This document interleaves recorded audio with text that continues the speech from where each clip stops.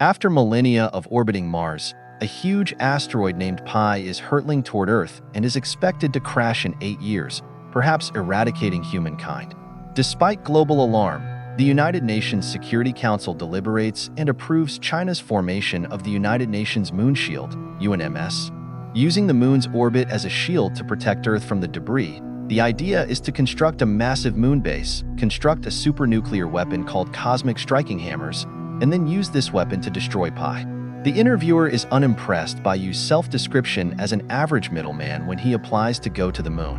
Maintenance was offered to him instead of an engineering position. Yu accepts, and he and the other astronauts are soon on their way to the moon. After 8 long years of preparation, the crew is ecstatic to unveil their super weapon. But the base commander launching, on whom Yu has a secret crush, is the center of his universe. He spends his leisure time thinking about the perfect way to tell her how he feels, and he never misses her return. But launching has no idea who he is. After a while, Yu locks himself in his room to compose a decent confession letter while jamming out to his favorite tunes. A solar storm diverted one of the missiles, and asteroid debris has broken free of the lunar orbit, both of which are devastating news for launching. In 27 minutes, the base will be leveled by those asteroid fragments. Launching promptly issues a warning and instructs everyone to leave the area. However, Yu remains sedentary in his room while he listens to music through his headphones. In the end, the astronauts decide to leave the moon and hastily board the evacuation rockets. Yu doesn't find out about this until he peeks out the window. As soon as he realizes that all but one of the rockets have been depleted, he hops in his car and races away. As Yu attempts to use the radio, he speeds up, but the debris is too near and blocks the system. In an attempt to leap over the impending crater, Yu loses his footing and plummets to the ground. Just then, launching fires off the final rocket, thus trapping Yu on the moon. As the moon is hit by asteroid debris, Yu emerges from the crater. He quickly starts sprinting, avoiding rocks, in order to reach the base, which is also starting to be demolished. As the base crumbles, Yu must now also avoid falling debris. He takes a tumble once, then attempts a giant leap to take cover in the crater, but he takes another tumble as well. A massive asteroid fragment hurtles toward Earth as he is unconscious. Yu begins to gripe and attempts to get in touch with the UNMS as soon as he awakens.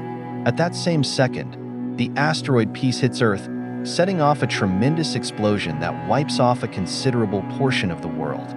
When Yu sees how useless their 8 years of labor were, he can do nothing but stare in disbelief and grief. After that, Yu goes back to the base and contacts Earth again, but this time he gets no response. Over the next 6 days, Yu continues to try phoning, but to no effect. His mental health takes a nosedive after he learns he's the sole survivor. He sets up a chamber for a mock funeral in which he honors mankind by decorating it with paper. With enough food on the base to last him a lifetime and feed 300 people, Yu finally chooses to fulfill his lifelong dream. He begins by attempting to enter Launching's room, but he is unable to discover the correct password. Then, for kicks, he gets a board and rides it around the moon. Yu goes completely bonkers attempting new passwords as the days go by.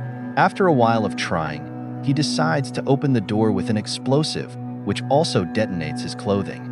He makes a lifelike replica of Launching in her uniform and cooks a lavish supper for her while listening to love songs so he can reveal his affections.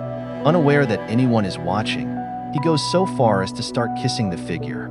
Launching feels humiliated in front of her co-workers after learning that Earth does, in fact, have survivors. Space travelers are confined to the UNMS underground base, while the general public is housed in bunkers below ground. They finally succeeded in connecting to the lunar base, but the radio isn't functioning, so they can only observe you through the cameras without sound. They will need 2 years to repair the communication infrastructure and much more time to rescue him due to Earth's current resource shortage. After considering the potential benefits, the UNMS chairman gives an update. 30% of the Earth's landmass was inundated as a result of tsunamis caused by the asteroid impact's broken tectonic plates. As a result of the toxic gas and volcanic ash that has settled over cities, all vegetation will have perished.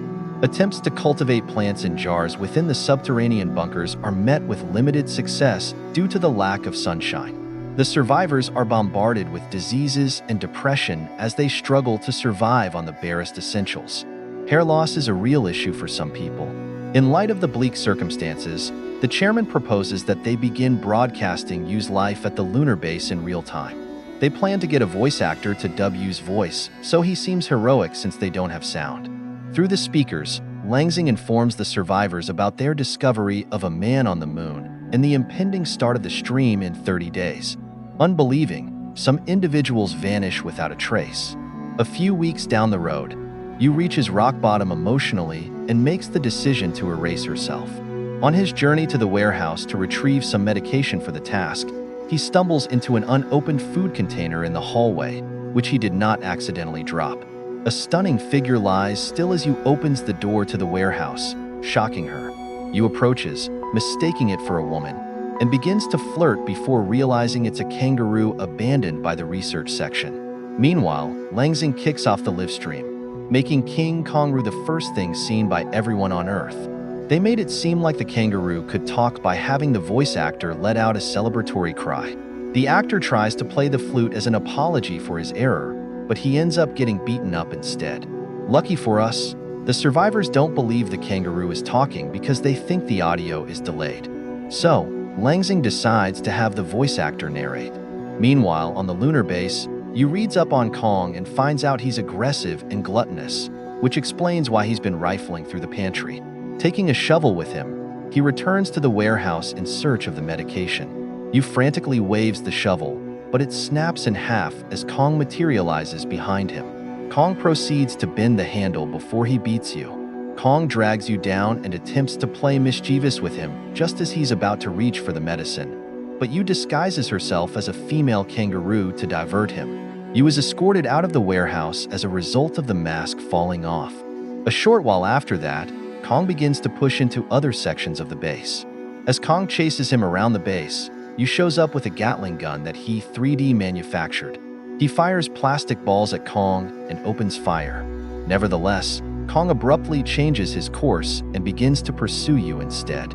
The action becomes epic when the voice actor plays his flute, and Yu and Kong begin fighting each other hand. They fight it out till they both fall at the same moment. He is a concern to the UNMS, and they intend to get in touch with him soon. The sound of static on the radio awakens Yu.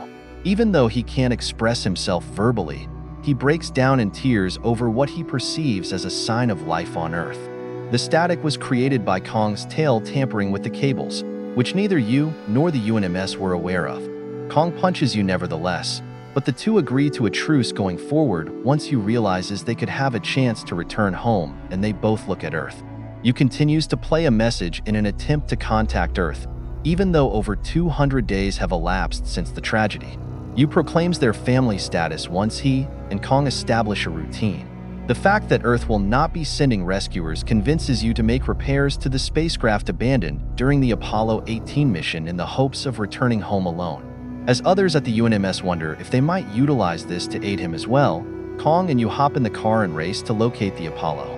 After making adjustments, Yu conducts a test to make sure it would function. On Earth, people see Yu's arduous repair work on the Apollo as he returns it to the base over the course of several days. His profile reveals that he is actually an engineer who somehow found himself working in maintenance, which impresses the UNMS. Kong weighs more than 22 pounds, and Yu eventually notices that Apollo can only handle 22 pounds. After taking Kong for a ride, Yu leaves him in the moon's center because he feels he has no other alternative. But Kong immediately jumps back on the car and goes after him. Yu begins developing a more robust propulsion system upon their return and finds that the original blueprint for the superweapon is still kept in the former base. The two friends, Kong and Yu, load up the car with provisions and set out on their journey. They only stop for the night because the vehicle runs on solar power.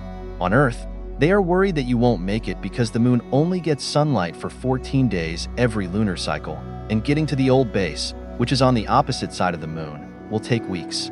As time goes on, the UNMS figures out that Yu has been going in the opposite way, trying to catch the sun. It will be a longer journey, but he will avoid becoming stuck. With only 4 hours of sleep each night, Yu now has 41 days to reach the base. Yu and Kong keep each other occupied for the first several days of the trip, but their mental health starts to suffer as the trip progresses. In a dream, Kong is driving and chatting with you one day. The two ultimately reach the abandoned base after crashing into a container. You locates the warhead and delicately detonates it shortly after. Thankfully, it's only the inspection program, but Kong starts clicking a button repeatedly and you panics. An enraged you puts Kong in the trunk as they prepare to return, hoping to keep him out of danger. Then he begins driving to the base while distracting himself with music. Because of this, he will not be able to hear if the trunk is unintentionally detached from the vehicle. After traveling hundreds of miles, you realizes the trunk is gone, but returning to Kong would mean foregoing sunshine. After initially getting behind the wheel, you returns to rescue Kong because the weight of his remorse becomes too great. Kong licks you in gratitude while the entire planet rejoices over this decision. An elderly lunar dog, abandoned by a previous expedition, may be able to assist you. So Langsing instructs the entire UNMS crew to figure out how to get in touch with him. Also, you and Kong are determined not to miss a moment of sunshine, so they are driving non-stop without stopping for sleep. They keep going and eventually see that the sun is setting after more than 50 hours of non-stop sleep, but they refuse to give up and instead increase their pace. You has to turn on the heat because the temperature is lowering. However, this causes the car's battery to drain even more quickly. Finally, the battery fails and the automobile comes to a halt with just 35 kilometers remaining to the base. Eventually, you gives in and goes outside to see what happens. The UNMS is where the crew succeeds in getting the dog to move, but it's still too far away. They attempt to shorten its journey by having it jump over a crater, but the dog trips and breaks its leg. Returning to you, he finds himself fixated on Langsing's reflection in a mirror, his mind racing with thoughts of her. An idea comes to you when Kong begins to chase the reflected light like a cat. He then uses his tools to turn the car door into a sled, which he then fastens to Kong. Kong begins to pursue you, who flashes the light ahead of them as they pull the sled across the moon's surface. After some time, they come across a large gap. You convinces Kong to jump across it while they activate gas tanks, which provide them with the necessary propulsion to cross. The entire planet is in a state of elation and anticipation, and an award is prepared for you's return. As you and Kong's symbols adorn the bunkers, humans find renewed optimism and labor tirelessly to repair infrastructure. All of this effort has reduced the time it will take the UNMS to restore contact with the lunar base to just 3 months. It has been 516 days since the tragedy, and you is still trying to connect the dots. The task is more challenging than he anticipated due to Apollo's antiquated technology. After what seems like an eternity, you is ecstatic to hear static on the radio once more one afternoon. Nevertheless, it is only upon turning to Kong that he discerns that he is tampering with the cables. After you personally checks them, his mental stability deteriorates as he comes to terms with the fact that he is the sole surviving human. He becomes furious with Kong for a short period of time before his despair returns. Here on Earth, the UNMS is still 1 month away from completing the communications patch. Launching, who is determined not to give up, communicates with everyone in the bunkers over the speaker system. He concedes that you isn't extraordinary and that they unintentionally abandoned him, but he's been trying to become a hero for an entire year, so it's only fair that others back him up. To reassure you that he isn't alone, Launching requests that the survivors aim their torches towards the moon. As you opens his helmet, he begins to feel a decrease in his oxygen levels. Yet, people band together with lanterns and even lighthouses, illuminating the planet to demonstrate their survival. You is taken aback and breaks down in tears. You finally sees a human face again by day 613, when the UNMS repairs communications. You spends his days chatting with the crew after the first celebration, and they show him how to link the old and new technologies once they find the Apollo blueprints. You now sees Launching daily and believes they're developing a friendship. You reveals to Launching one evening after the repairs are finished that he had originally declined the maintenance post and walked out of the interview. He reconsidered his decision when he noticed Launching smile as he was about to leave. This confession deeply affects Launching, and she decides to make her own. She saw you on the crater while she was escaping, but she continued on her route as saving him would have resulted in their demise. Also, she says she would do it all over again. The Earth is being approached by an object in space at the same time. You and Nog are able to leave the moon the following day when they board the Apollo. After enduring some initial turbulence, they successfully reach orbit, much to the delight of everyone on Earth. The Apollo will arrive to the lunar outpost in a matter of hours without incident, and then you and Kong will search for the escape pods. Regrettably, they hear dreadful news on Earth. Now that the majority of the debris has pushed it out of orbit, another sizable chunk of the asteroid that had been circling the moon is hurtling towards Earth. Pi Plus is the name they've given it, and it's going to wipe out the human race. Only you, who faces a great risk of death as he pilots the warhead into the asteroid, can save the squad, they understand. Launching approaches you while live-streaming the interaction, offering to be the one to speak. But Yu has heard everything thanks to the left-on microphone, and he's prepared to take action in order to save launching and humanity.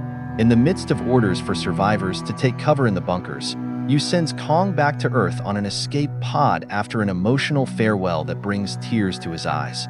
After that, Yu launches Apollo and finds a meteorite field along the route.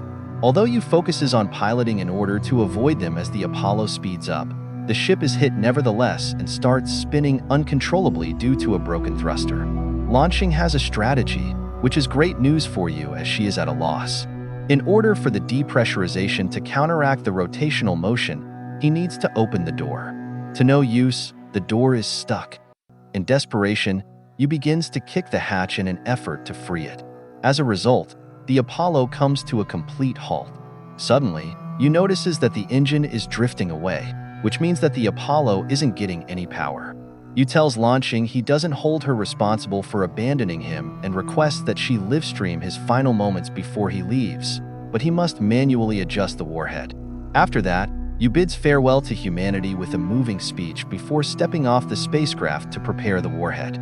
As Yu directs the bomb toward the asteroid using his jetpack, the entire Earth watches in horror.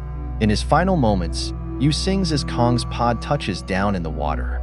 When Yu gets dangerously close to the asteroid, he requests a distraught Launching to set off the explosion, even though the asteroid's pressure has already destroyed his suit.